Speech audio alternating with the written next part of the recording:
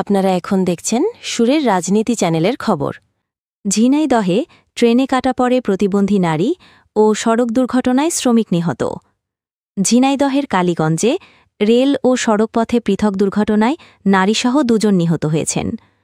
আজ বুধবার সকালে উপজেলার পৃথক স্থানে এসব দুর্ঘটনা ঘটে। ট্রেনে কাটা পড়ে নিহত নারীর নাম আমচি। তিনি কালীগঞ্জ পৌরসভার ঈশ্বরবা গ্রামের বাসিন্দা ও মানসিক প্রতিবন্ধী ছিলেন। অন্যদিকে সড়ক দুর্ঘটনায় নিহত ব্যক্তির নাম রুহুল আমিন। তিনি কোটচাঁদপুর উপজেলার শিশারকুণ্ডু গ্রামের হামিদুল ইসলামের ছেলে ও পেশায় রাজমিস্ত্রি ছিলেন। কালীগঞ্জ থানার ভারপ্রাপ্ত কর্মকর্তা ওসি শফিকুল ইসলাম জানান, আজ সকাল 9টার দিকে রুহুল আমিন মোটরসাইকেল নিয়ে কালীগঞ্জের দিকে আসছিলেন। পথে ঈশ্বরবা কাশীপুর সড়কের মাঝামাঝি স্থানে মোটরসাইকেলটি নিয়ন্ত্রণ হারিয়ে একটি নসিমন গাড়িতে ধাক্কা দেয়। এতে রুহুল ঘটনাস্থলেই নিহত হন।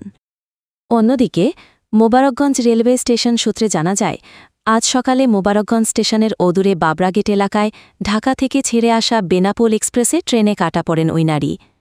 তিনি মানসিক প্রতিবন্ধী ছিলেন বলে জানান স্থানীয় বাসিন্দারা। এতক্ষণ আমাদের ভিডিও দেখার জন্য ধন্যবাদ। দেখা হবে পরবর্তী ভিডিওতে। ততক্ষণে ভালো থাকবেন, সুস্থ থাকবেন। আসসালামু আলাইকুম।